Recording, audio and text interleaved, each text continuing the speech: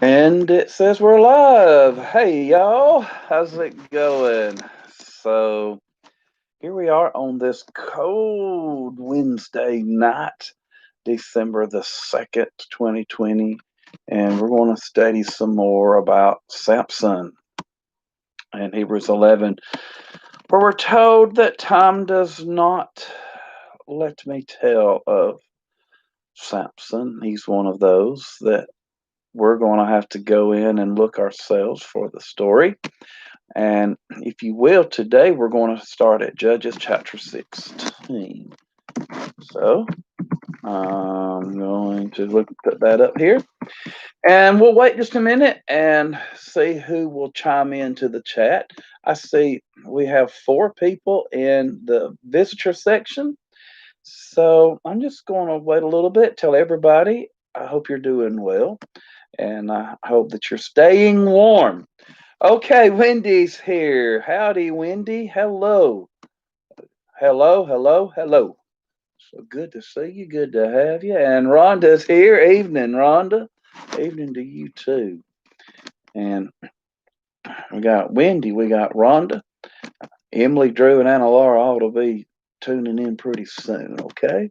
So while we're just kind of warming up, kind of getting in here, let me tell everybody I'm glad you joined us. And if you're listening to this by a recording, then thank you for listening to it by recording. So, why? Let's say, well, let's get a few here, and then I want to review a little bit, and then we're going to go through our lesson. I've been really interested in what happens tonight in our study of Samson. So, I want to give everybody about 2 or 3 minutes. As where I am, it is 7:02, and I don't know what time you will get this. I do know that I have talked to people from church, and after I have finished talking doing a live stream, hear myself on it. Okay, so Emily says, I'm here. I was just trying to get the video shared everywhere. Hey, everybody. Hey to you, Emily. And long time no see, right? Now, somebody at my house just walked down the hall because I heard the door open. They'll be on pretty soon. I'm pretty sure. Oh, it's Emily getting Drew. So I had a very good meal tonight. I had Brussels sprouts, which I'm the only one in the family who likes.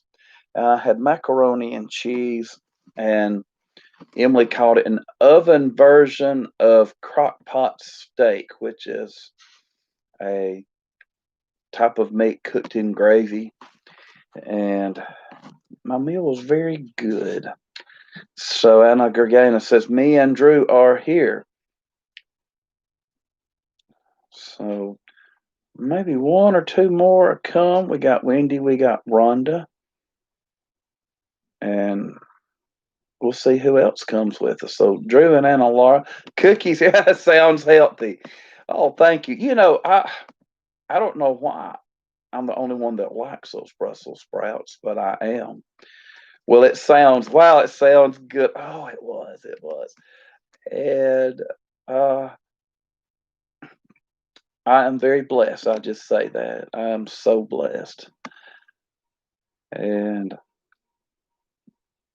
anyway, we got enough here. I think. Has anybody ever turned a green poinsettia back red? That's another thing we'll talk about while we're waiting on people to come in.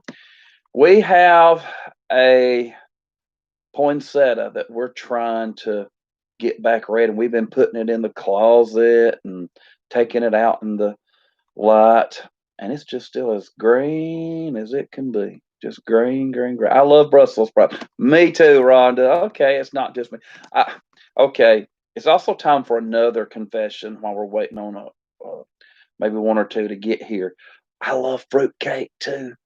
I actually like fruitcake. Okay, I'm actually the one that if you give a fruitcake to for Christmas, I will like it. I will eat it. Everybody makes jokes about using fruitcake to prop open the door and all kinds of things like that.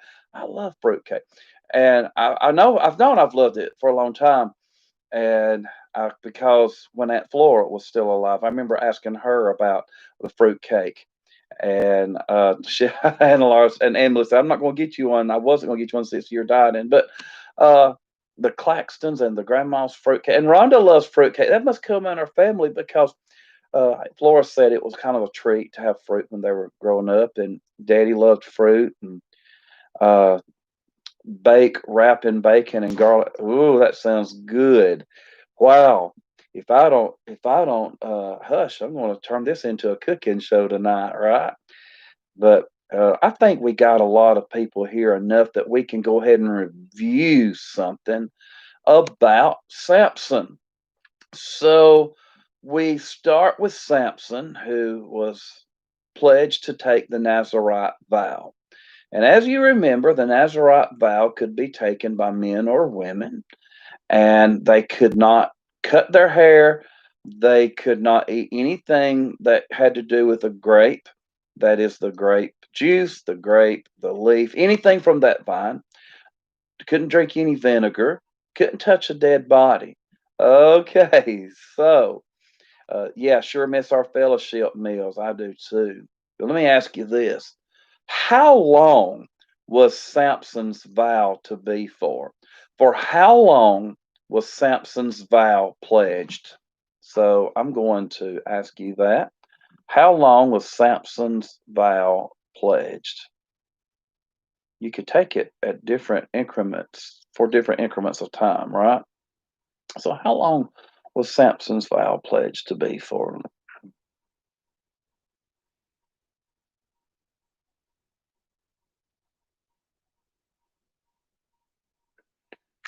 We'll see if the answers come in. And if you're at home, turn and talk about this and see if you can figure out just how long. Okay, so Drew gave us this answer. It was for life, and that is correct. He was a Nazarite for life. And men and women could take this vow. And we also discussed, and let's see how well we remember something that we discussed. What New Testament apostle took a Nazarite vow even during the Christian age? What New Testament apostle, which all the apostles are in the New Testament, I realize, but what apostle that we have a record of taking a Nazarite vow in the book of Acts? Yes, Paul. The apostle Paul took a vow, and this would have been this Nazarite vow. So Samson took the vow, and because he took the vow, God blessed oh, that didn't come out right. God blessed Samson with what amazing characteristic. This is what Samson is known for. His what? What amazing characteristic did God bless Samson with? Again, turn and talk if you're listening to this as a recording. And I just want to know what amazing. Absolutely. It was his strength. And I don't know if I said hello to Elizabeth, but hey, Elizabeth, how are you doing? I might have, but if I forgot, hey again.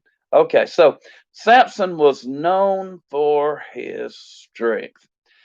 And Samson one day was minding his own business when what type of ferocious animal attacked Samson, and Samson killed this very strong, ferocious animal? What type of ferocious animal did Samson attack, or attacked Samson and he killed it? What type of ferocious animal? Okay, Elizabeth, Rhonda, and Anna all say all correctly. A lion. And when Samson came back, and hello, Aaron. Hey, to Aaron, how are you? Good to have you, buddy. When Samson came back, what was going on with this lion's carcass? What was going on inside the lion? Something was going on with this lion that was really strange. See if people can put this in. What was going on with this line? Okay. What was going on with this? Okay. Yes, honeybees.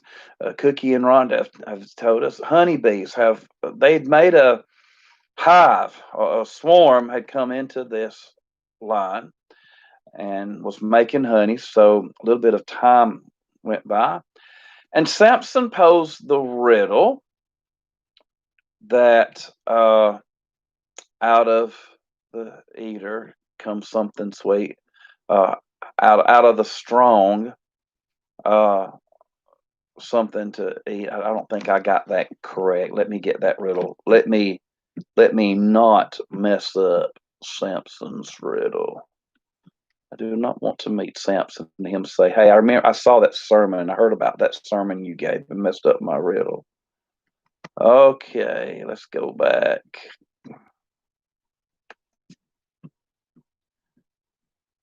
Out of the eater came something to eat, and out of the strong came something sweet. All right. So that was his riddle that he gave to them. How many days did they try to figure out this riddle? I'm sorry, how many days, let's say, did he give them to figure out this riddle?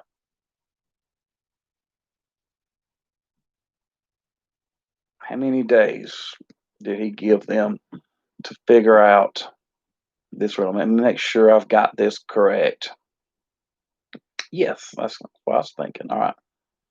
How many days did he give them to figure out this riddle? I knew I'd get that answer.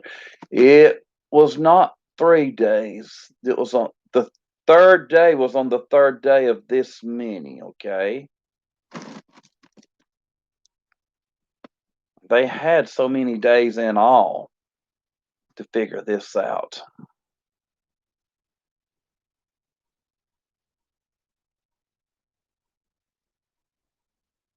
Yeah, he gave them 7 days. And so they talk his wife into getting the riddle, and she gets him the riddle. And they made the bet for the riddle. And what would the winner of this bet get? What was the prize for guessing this riddle? He gave them a riddle, and there was a prize for guessing this riddle. What was that prize?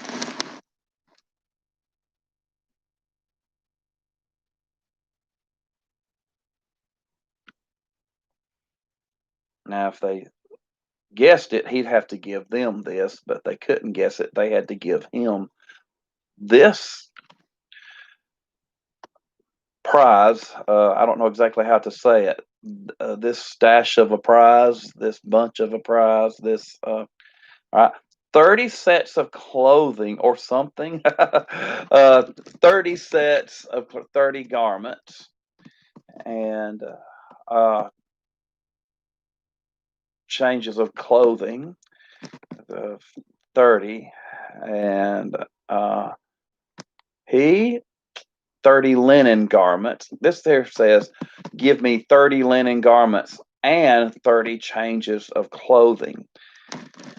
So he says, if you win, I'll give you 30 linen garments and 30 changes of clothing. So maybe it was 60 in all. Anyway, it was a lot of clothes, and I wondered if Samson just didn't like clothes. I mean, a little bit of somebody who liked clothing, because that was an interesting prize to pick out of everything. And so they guessed it, and he went and killed 30 Philistines, and he got this prize from them and went and gave it to them, because he said, if you hadn't plowed into my with my heifer, you wouldn't have known. But he goes to his father's house. When he comes back, his father-in-law to be would not let him to go in. So what did they do? And this is Samson's first wife. What Why was Samson not allowed to marry him? They gave her to somebody. Who did they give his first wife to? Who did they give Samson's first wife to?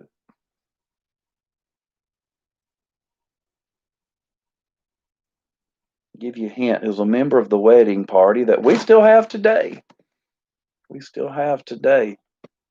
I don't know if it's exactly the exact same meaning and premise, but his companion that was called, or tell me a little more. That's right. It was his companion who was his what? Best man. Yeah. All right.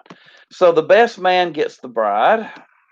Samson comes back and finds this out. And her father tries to get him to take somebody else as a bride.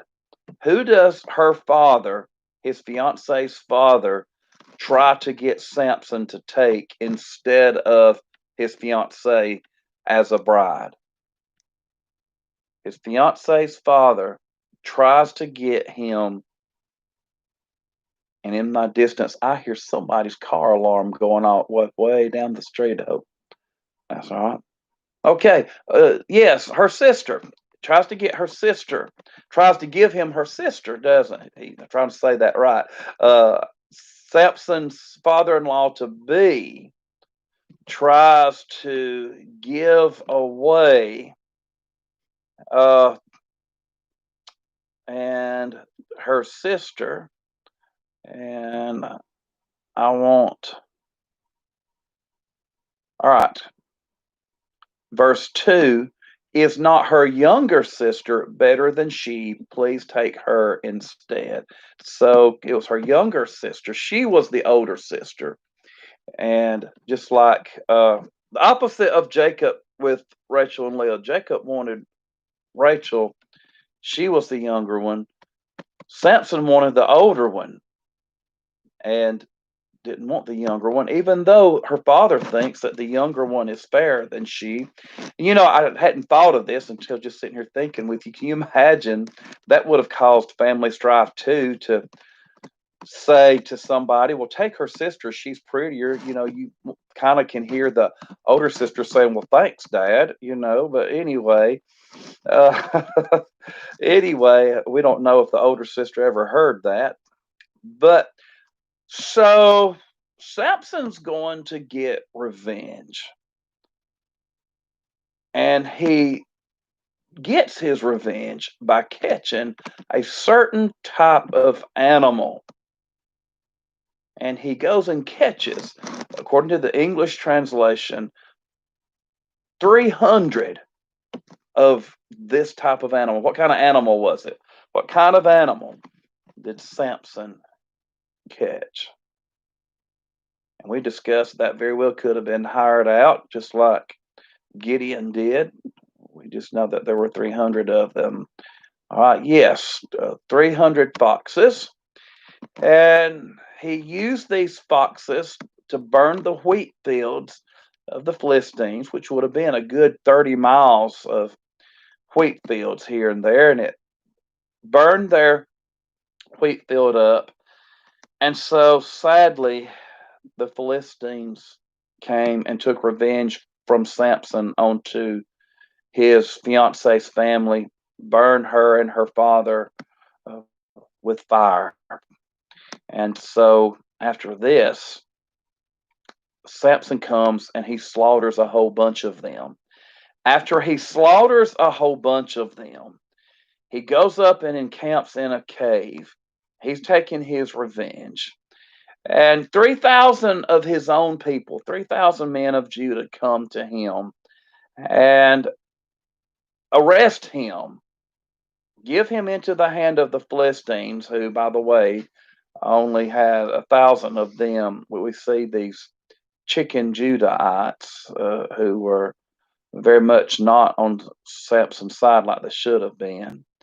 And when they bind him up with these ropes, when they deliver him to the Philistines, he breaks loose from these ropes and he uses a very strange weapon and kills these Philistines.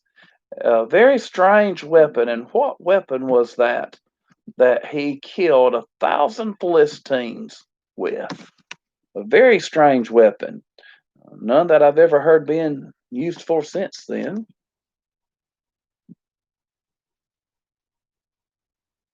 And what was this weapon that he used? Yes, it was a jawbone of a donkey.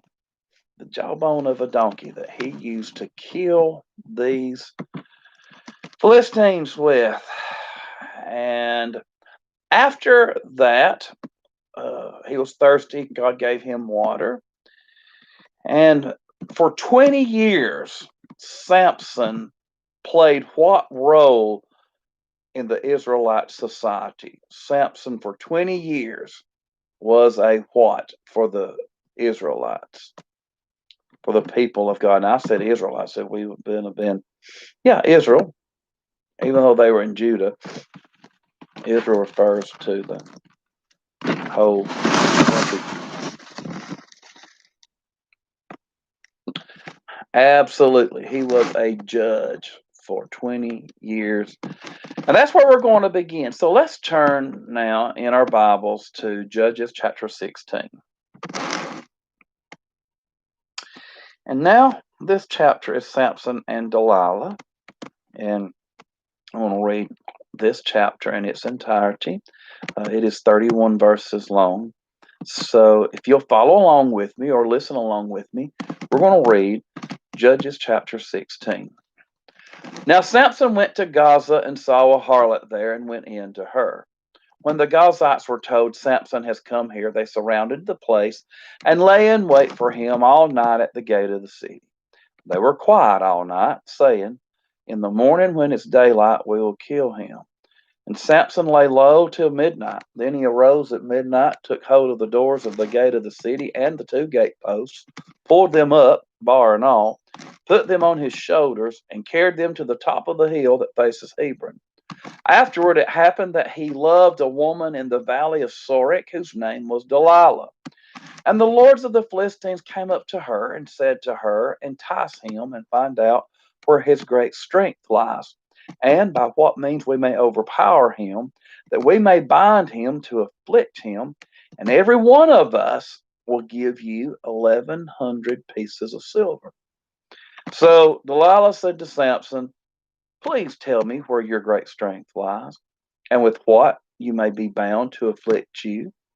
And Samson said to her, "If they bind me with 7 fresh bowstrings, not yet dried, then I shall become weak and be like any other man."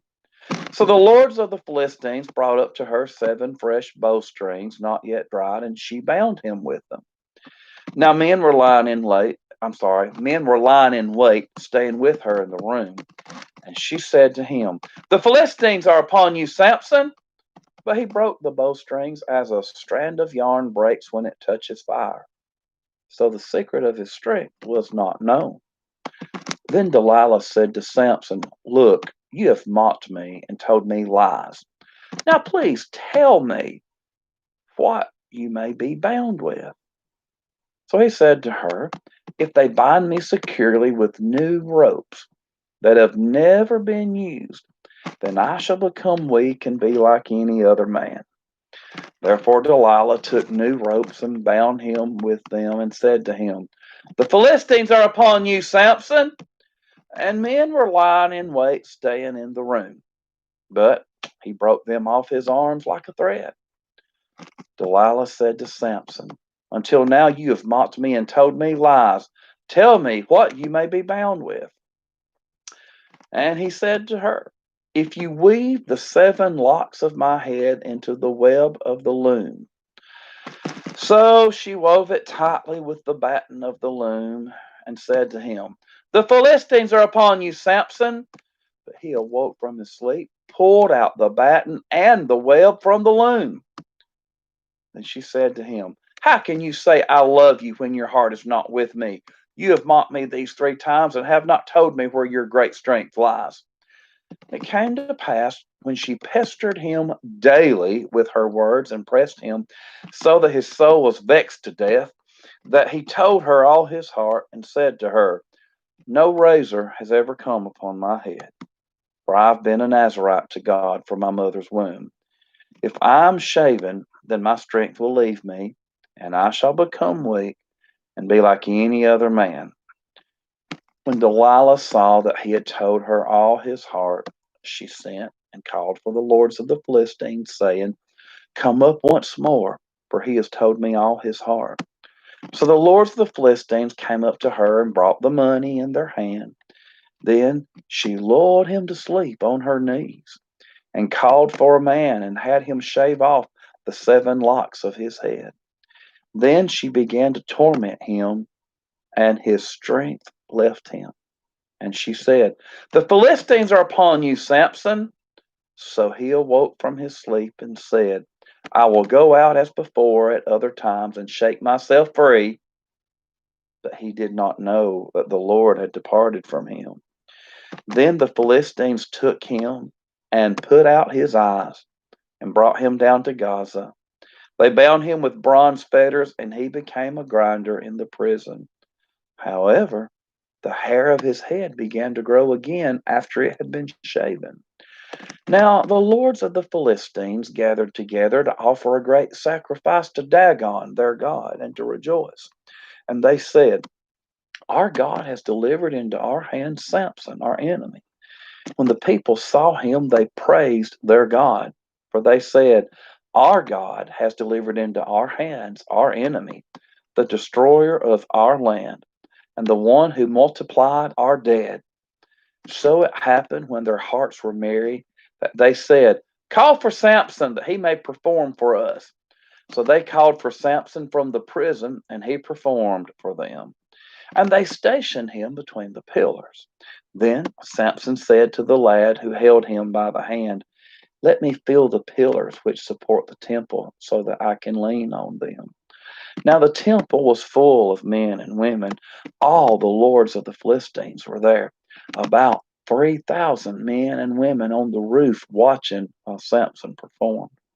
Then Samson called to the Lord, saying, O Lord God, remember me, I pray. Strengthen me, I pray, just this once, O God, that I may with one blow take vengeance on the Philistines for my 2 eyes.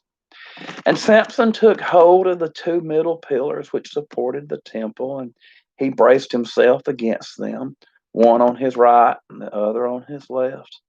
Then Samson said, Let me die with the Philistines. And he pushed with all his might.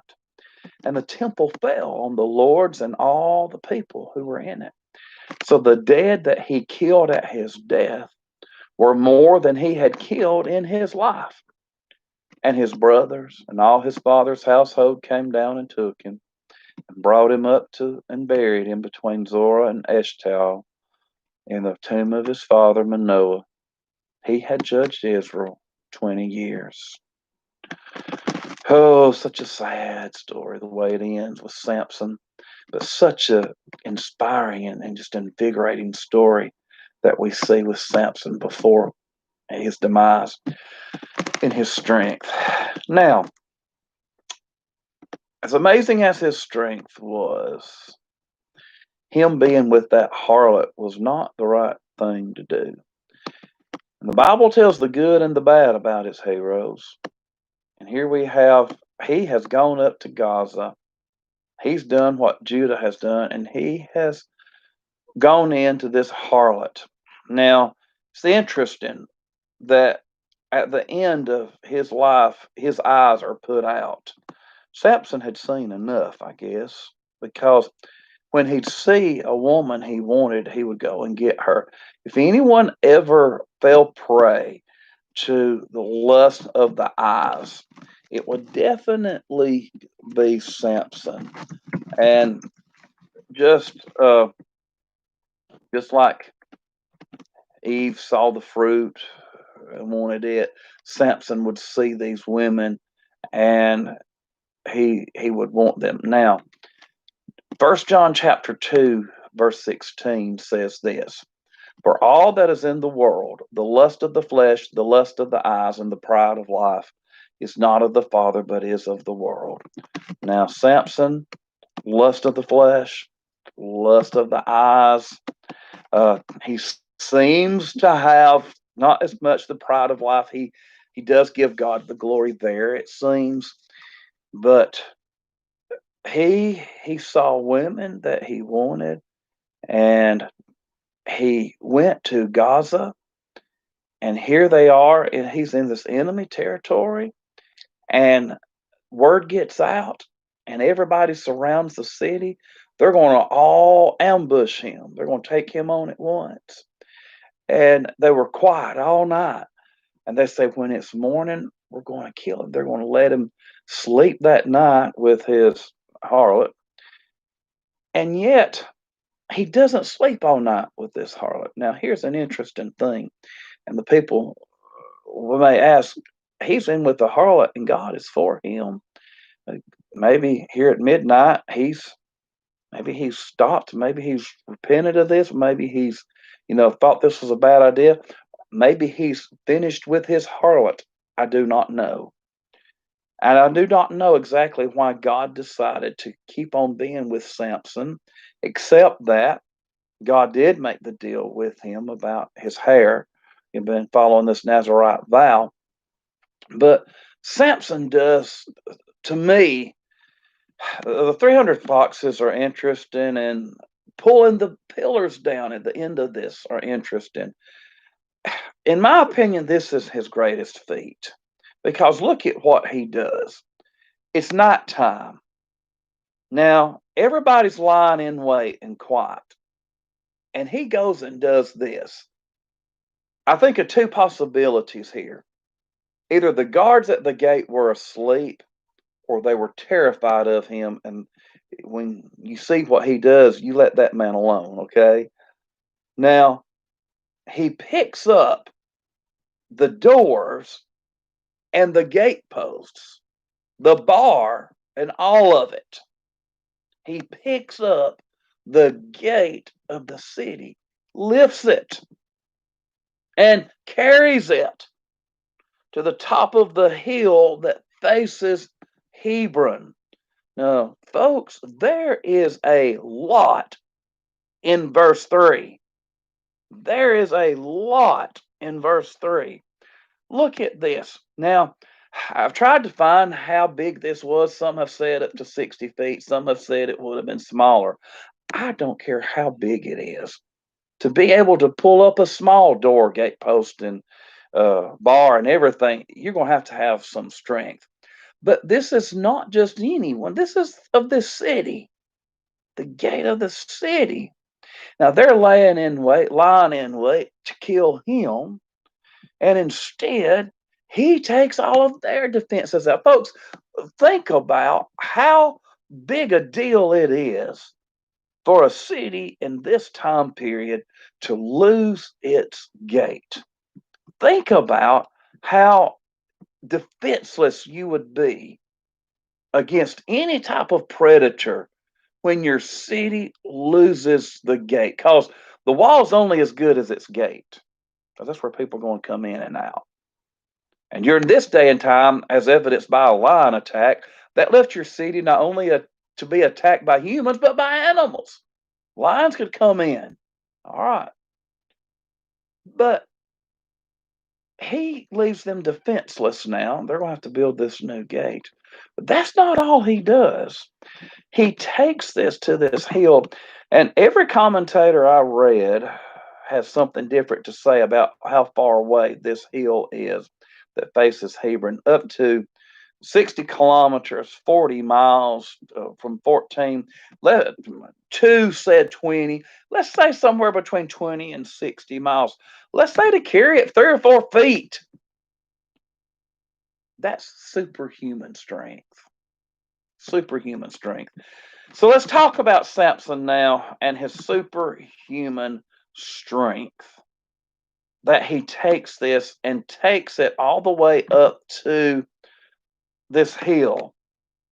Up now, and from what I read in one commentary, this is going uphill. You're taking this huge load straight up a hill.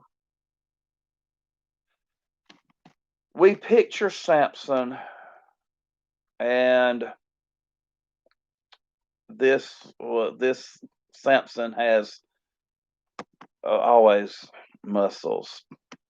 And I've got here a thing that I'm looking at about a guy who went into a Bible bookstore, Christian bookstore thing, and there was a set of Samson's muscles that kids could strap on their arms to look just like Samson. Now, nowhere does it say he was muscular. I'm not going to say he was not. He was somehow attractive to these women. Of course, he paid for a harlot, and that's money speaking. But he also, uh, the women that he wanted somehow were attracted to him. So I'm not going to say he didn't have muscles. I am going to say if he had muscles, he did not have his strength in those muscles. We see him tearing the lion apart. Now, what? Let's go to Judges 14 again. We mentioned the animal that he killed was a lion. Let's do another trivia question.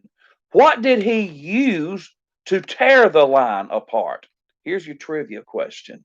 Turn and talk if you're at home. Put it on here if you're on the chat and you know the answer. What did Samson use to tear this lion apart? I'm going to wait for some answers.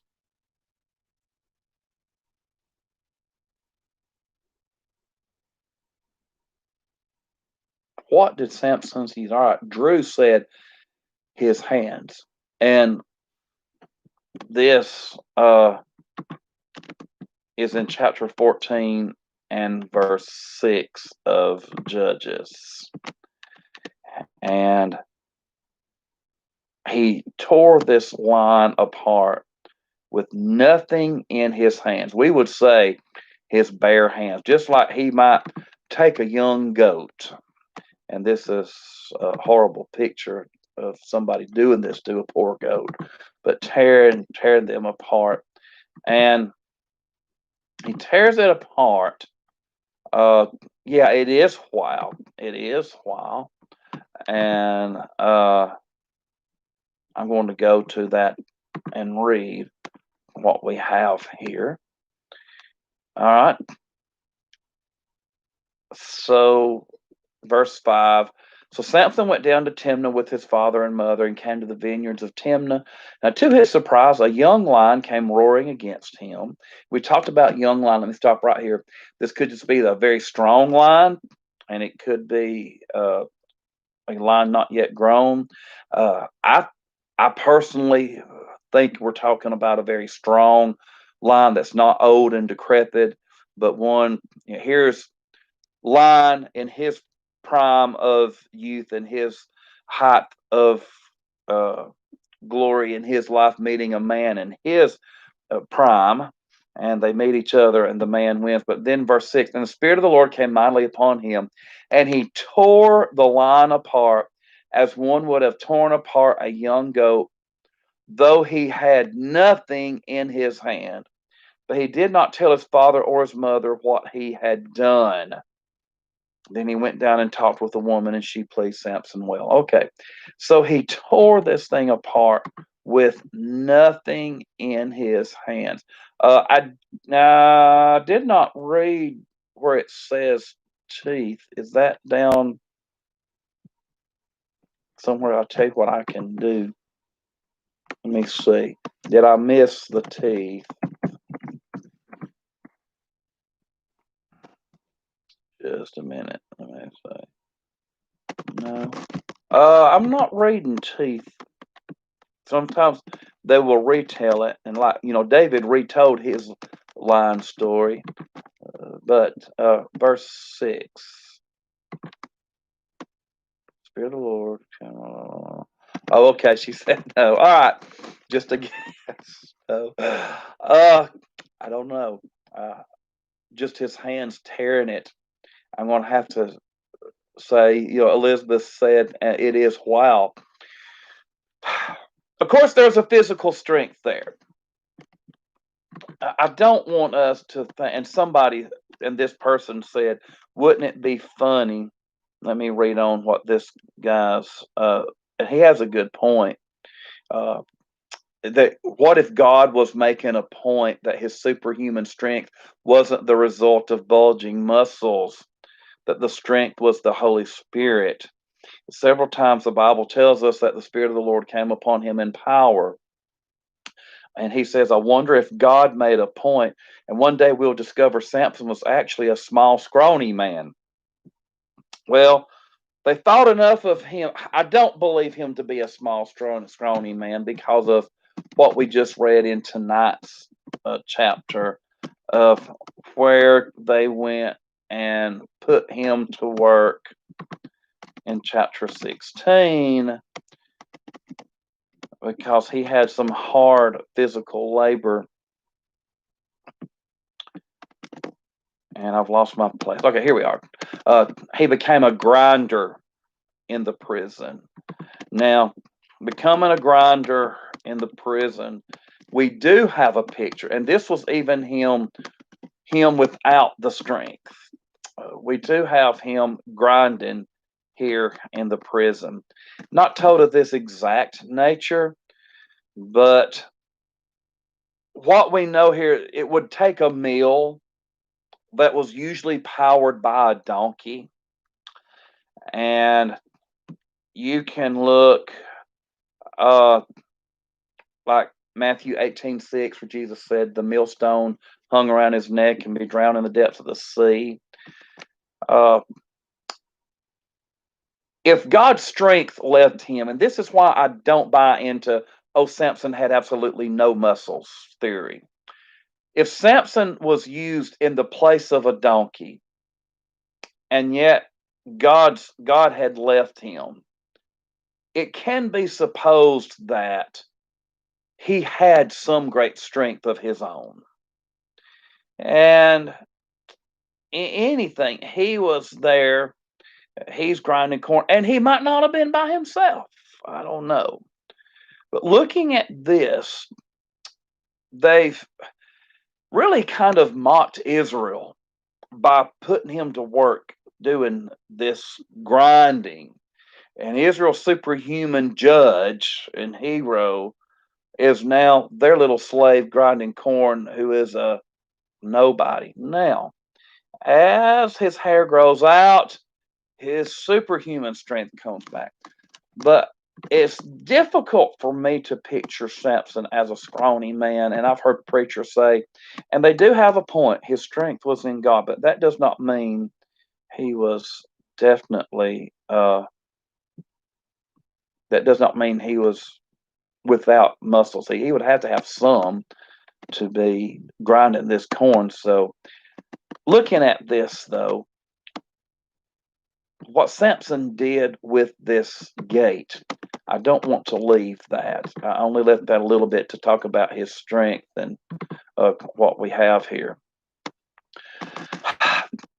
When Samson took this, to me, was his greatest feat. And what you've got here, you've got two parallel posts. You've got, and these could be made out of stone, by the way. Usually they were made out of stone blocks. Posts and a bar that could have been out of solid cedar. You're talking about tons of weight.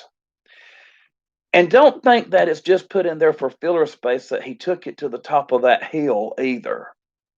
Because taking it to the top of this hill lets everybody who's below that hill know, because this gate would have been recognizable, that this city is now unguarded. It was also a mockery to this city. It was also a showing to everyone who could see, including most likely the Israelites, oh, look what's up on that hill. And you know word got around that Samson did it. So this left this city at the mercy of the Israelites.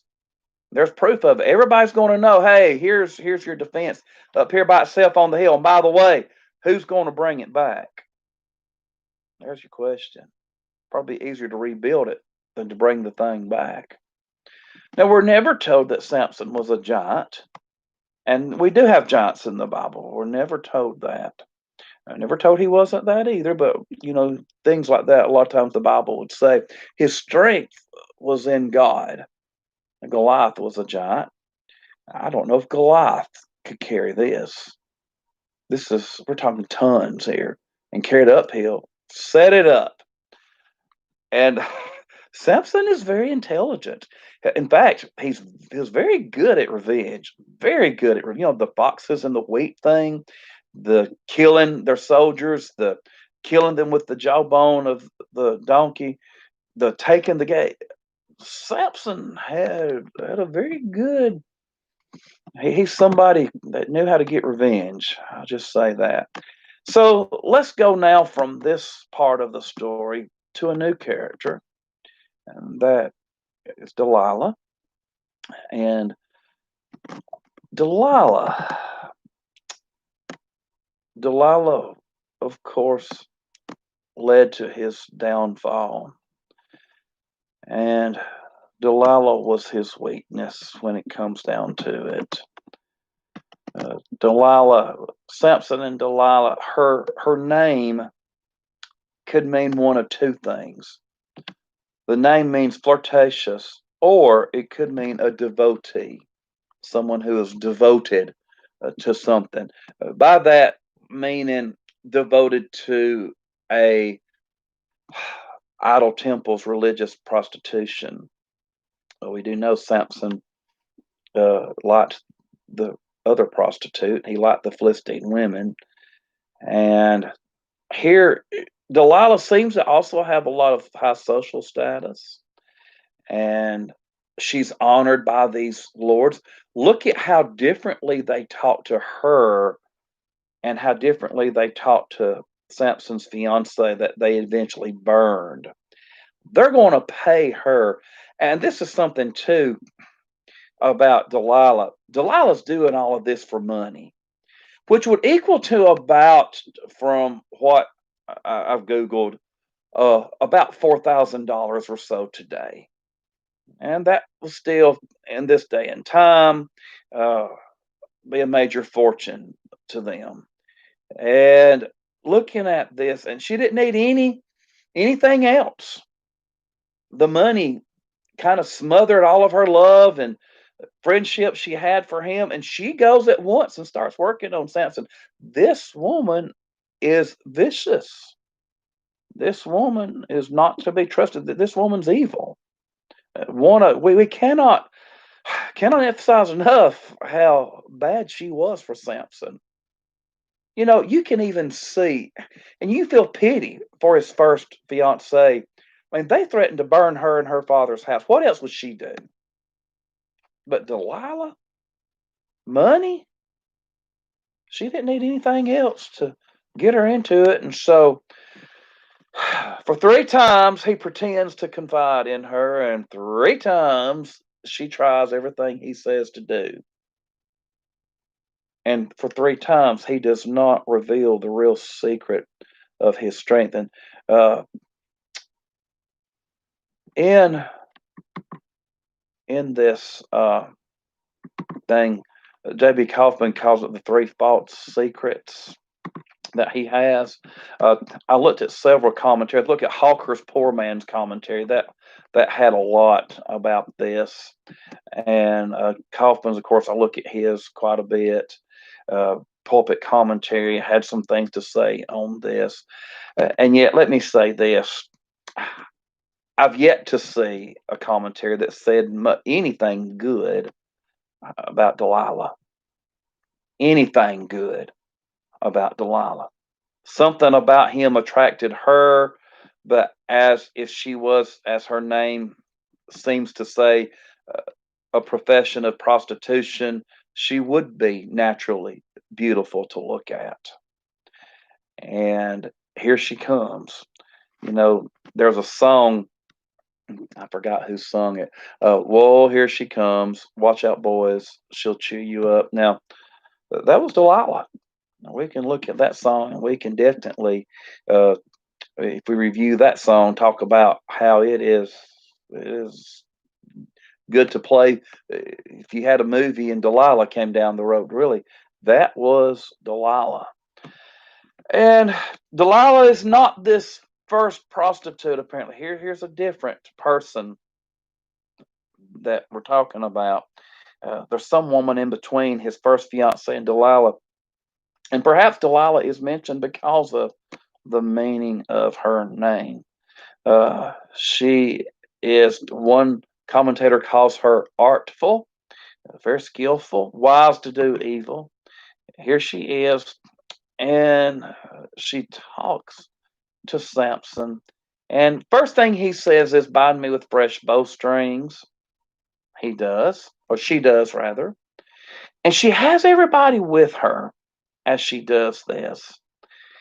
And they cooperate with her. This just shows how closely they work with her. She's a woman of prominence now. She's a woman of high status because these lords are openly working with her, paying her all this money. She was not a nobody. All right. She says, the Philistines are upon you, Samson. And only pretending, of course, a good actress. It's because he jumps up. Of course, he's asleep, you know. And here they are broken. These ties are just broken. Now, these look at this verse 9. This is interesting. In the room with her are these men who are maybe their own strong men, I don't know, ready to bind up Samson. But he, they're with him, and he just breaks it. It says here, as a strand of yarn breaks when it touches fire. A strand of yarn breaks when it melts off of him. So his secret's not known. All right. She says, look, you've mocked me. You told me lies. Nowhere. I don't know why he doesn't answer and say, oh, yeah, well, when I did, you tried. You, a Philistine, you tried this against me. You tried what I told you my strength was against me. Can he not see that? And it's almost like when you're reading Samson, you know how you watch a horror movie and you scream at the screen, "Don't go in that door. That's so dumb. Don't go in that door." That's the way I feel when I'm reading about Samson. You're like, Samson, look, she just did this to you. Do you not see? Don't tell her the secret. Well, she comes back with, "Oh, this you've mocked me, bit. So tell me what you're bound with." And so he says, now new ropes that have never been, and he's smart enough to come up with some doozies. That's some good substitutes. He was a good false prophet, really, because he could spin them and make you believe them. He was a good liar. I hate to say that about Samson. He was good at lying. Maybe that's the nicest way to put it. He was good at telling lies because he said, well, if you bind me securely with new ropes, I shall become weak and be like any other man. And so she goes and tries it out. It says the Philistines are upon you, Samson. All right, so here are the men lying in wait. They're staying in the room. He breaks them up. And we don't know if he knows that they're there. And I wonder that. Does Samson know that these people are in the room with him? And again, until now, you have mocked me. Look, a little worded different in 13 than in 10. Tell me what you may be bound with. Now, this is when you're getting just suspensefully too close, weaving his hair. And I think it's interesting too. The 7 locks of my head. The 7 locks of my head. Maybe he wore his hair in braids or locks. I don't, it's hard to picture ponytails. Somehow had it separated. Anyway, she gets this loom because he says if you uh, weave it with the web in the loom, then this will be my strength. Into the web of the loom. Could have been that there was some already cloth on it. It's this hair is woven into. I don't know, but here it is. And as he is asleep, she does this. It seems again because I, he must have been a deep sleeper. Uh, I feel like I'm a light sleeper. If someone, I feel like if someone touched my head, I don't know. I might or might not. As you get older, though, you don't sleep as well. But she has woven his hair, pinned it in somehow, uh, plucked away the pin and the beam of the web, whatever that. I'm guessing this was a fastening way to their cloth. I do not know. But he's asleep. He could have even been. Some say he could have even been in a drunken stupor here, where he's drunk. Uh, he certainly went against his Nazarite vow when it came to dead animals. He could have drunk too. I don't know. She could have drugged him. He could have just been a heavy sleeper. It's just how we marvel at how he just can't. He's just. Let me quote this from Study Light. This may be Kaufman. We can only marvel at Samson's failure to catch on to what was happening. Amen to that. We can only marvel at how he's not catching on. And is this where we get the idea that people who are of strength don't have the smarts? You know, that's always the TV trope of, they call it the dumb jock who's just so strong and all the other guys are afraid of him, but he's really not smart. Is this where we get that from? Because Samson has the strength, but he's not using wisdom here. Definitely not using wisdom here. And here here he is having his hair woven. Now, when you wake up from that, there's no way of not noticing that your hair is woven. Your hair is woven.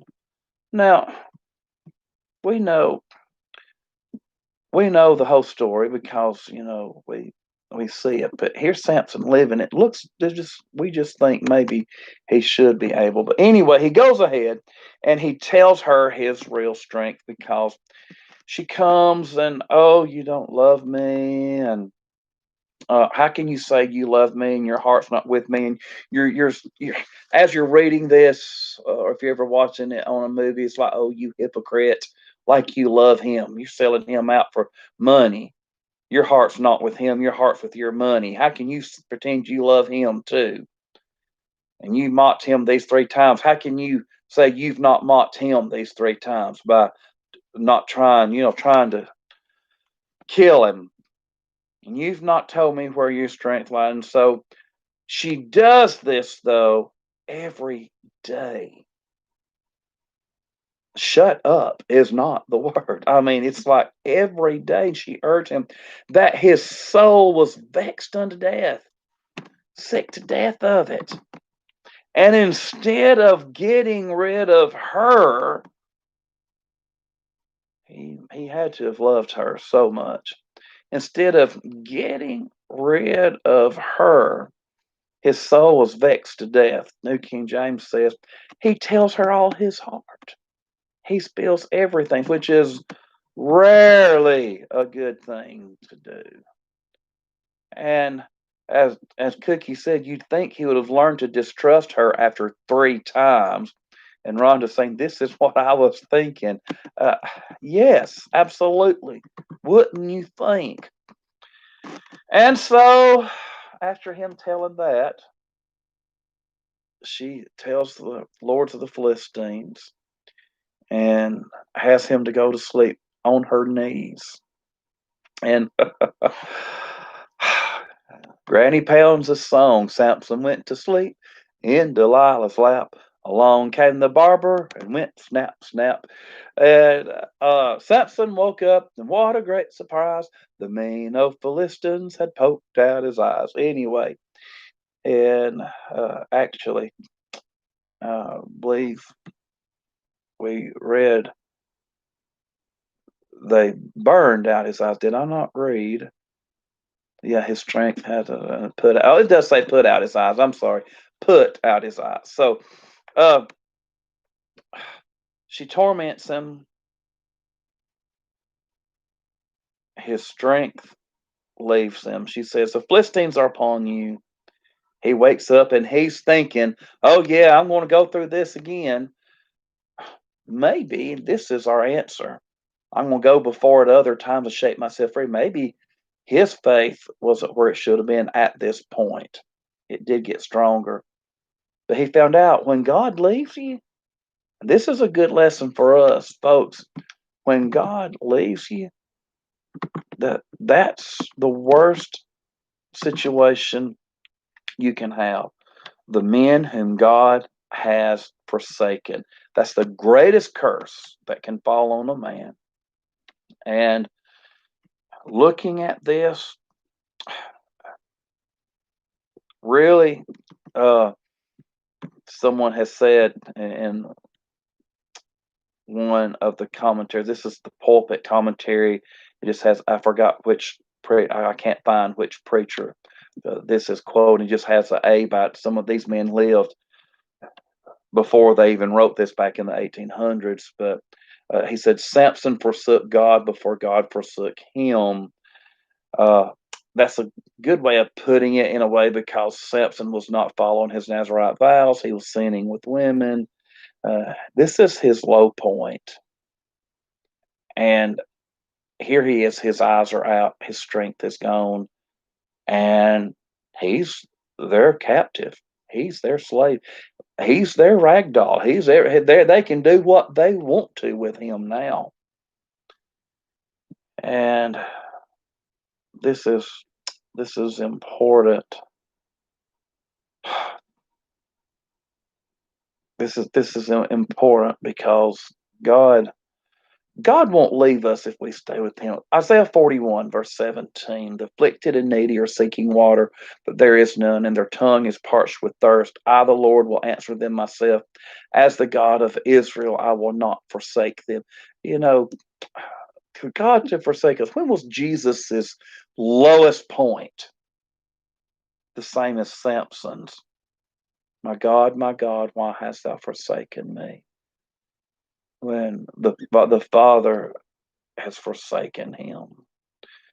And just like, and some have made this good point too, Samson's breaking out of the city with the bars of the gate is being guarded by soldiers is very similar, even perhaps a foreshadowing of Jesus breaking through the bars of death and his resurrection. And I thought that was a good point to make too.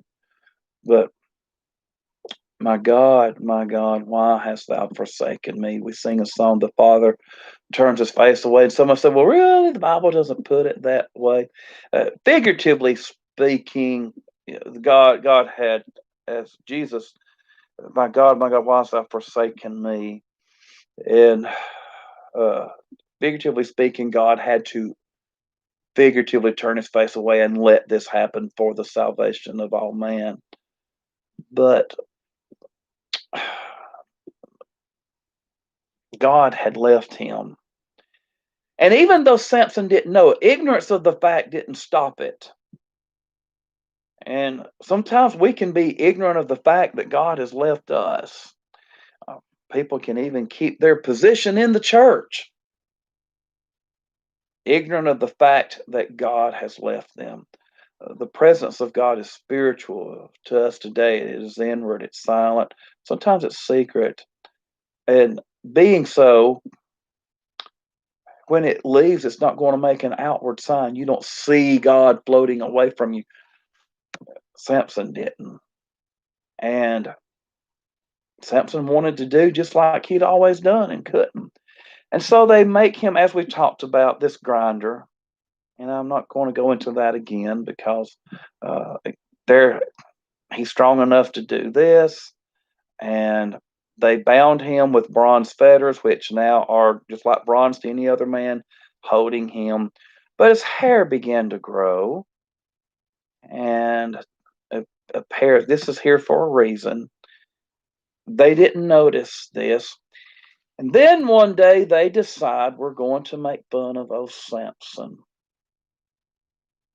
They pull him in this temple that's supported by two pillars, surrounded by all the lords of the Philistines. About 3,000 people are in this place. And here they are in a meeting to make fun of Samson and to gloat in how their God, this is Dagon, has triumphed over the Israelite God. And when we say 3,000 people, this could have just been talking about men, just like Jesus fed the 5,000. This could have been at least 10,000 people. This is 3,000, seems to be on the roof alone. And looking at this, Dagon, he was very popular. A lot of towns, Beth Dagon, Joshua 15, verse 42. Cathar Dagon, Joshua 19:17. Worship of Dagon was quite widespread. And here they go to praising Dagon, which is so interesting because he's just a statue. He's a false god. He's an idol. He does not exist. He's someone they made up and they're worshiping him. Anyway, he's made sport before them. As sport, and by perform, that's uh that's what we mean here. I don't believe that he performed demonstrations of physical strength for them, because it looks as if God, the Lord, comes on him at the time he pulls the pillars too. But he maybe here's where he gets everything straight. And the person I feel sorry for the most is the lad that he has to lead, because I imagine this little boy died. They have a little boy leading, which of course, again, that was for sport. So we're not going. You can't picture this little good boy. He's somehow connected, and he could have been part of the show. He could have been just as mean, and I don't know. But I always tend to feel sorry for the little boy, the little lad who died there with them, because he did exactly what Samson said. He was nice to Samson, and he didn't say, "Well, you're so smart, you find it yourself." He does it. And so I do feel sorry for this kid, and he could have been young enough. His soul was saved. I do not know how old he was. But anyway, he goes, and here this lad set pulls him up between the pillars. He says so he could lean on him. Yeah, he leaned on him all right. Yeah, he leaned on him with all his might, and asks one more time, "Let me die with the Philistines." And what does Samson have to live for now? His eyesight was gone, and he sees this chance to take in all these Philistines, to avenge them for his two eyes. Let me die with the Philistines. And it could be that, here's the thing, Samson in his strength could have lived through this. That could have been his prayer to God. We have to remember who we're talking about. We're talking about Samson. He could have burst through the rock. And somebody says, "Was this not suicide?" However it is determined, let me remind you this. Why are we on Samson tonight? Because he's mentioned in Hebrews 11 with the faithful. Now, Samson's soul I thoroughly believe was saved in that he was with these faithful. This is a time of war, and there were times that war missions would naturally lead to somebody's death. I say this was a time of war. There were tensions between the two countries, and there were battles. And Samson was to begin to deliver them. This was a great start because we're going to get rid of all the lords here. And can you imagine the uh-oh on the Philistines' face when he grabs these two pillars and they see we are in the wrong place at the wrong time and we are not getting out. Now, years ago, before this was popular to do, I saw a computer demonstration of how this temple would work on a documentary where two pillars would support it. And when they would come in, everything caves in. And they would come down. And here, and let's think of this too. What would happen if Samson had lived? Led around, he'd have still been a slave of the Philistines. What did Samson have after this show to live for? Back to the grinder for you, buddy. Or who knows what else they'd have done to him. Who knows? An unspeakable thing. Here, these two stones, of course, a few feet apart where he could reach them. He kills more people with these two pillars. This is his strength. He pulls them down than he killed in his whole life. And who knows? Maybe Delilah was there. Maybe she was there with these lords. And that would add salt to the wound.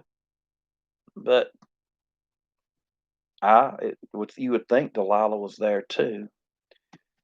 His brothers come, his brethren come, Old King James brethren, New King James brethren, and they bury him. And thus ends this monumental life, this hero that died. Elizabeth Kellum says one of those dependent men. Yeah, he was dependent. He sure was. If anyone could be codependent, it would be Samson. And Cookie says in the movie they burned out his eyes before he went to the ground. That's why I was thinking about that. I had seen that movie, and that was what they did. So they could have done it that way. But our that reminds me of one time I was in a cabin at camp. We were doing Bible devotion, and it was I think we were on Moses, and I was arguing something what the Bible said. And buddy, this kid told me, cause in the movie it it did this way, And I had to say, well, we can't go by the movie, got to go by the book. But they could have burned his eyes out. It just says put, and that would have been one very painful but effective way of putting his eyes. Can you imagine the pain that was? Of course, they're not going to give me any salve to help anything like that. He went through horrible. He paid horribly. He paid for his sins right there, and then in the future days. And so we end again this heroic life of Samson. His life had ups and downs, but he's still inspirational. Still one of the favorite stories, particularly of boys all around, because we all want to be strong when we're growing up, strong like Samson. And we still picture him, whether he was muscular or not. We still picture him that way. He gives us a mental picture, and uh, want to be like him, at least in the good ways. Definitely in the ways of his faith. His faith was in God, and he turned to God at the end. So this is our lesson tonight, and I want to say thank you to everybody for joining us. And I want to say we will come again on this channel at 2 o'clock on Sunday, 2 o'clock in the afternoon. We're going to come to this channel again, Lord willing, next Wednesday at 7. We'll meet at the building at at 11. Now, let me read one more comment. I've always thought that Samson was arrogant. I imagine when he lost his eyesight and was put in prison, he was as low as he could go. Yes, yes. this would probably have brought him back to God. And I kind of get that arrogance of Samson too, uh, Emily. I really do. He could get the women he wanted. He got them. And Solomon, Samson and Solomon get confused a lot. Solomon was another man who had all the women he wanted, and yet in Ecclesiastes he said that it was all vanity. He got more than Samson, and yet Solomon said it's all vanity. It's grasping for the wind.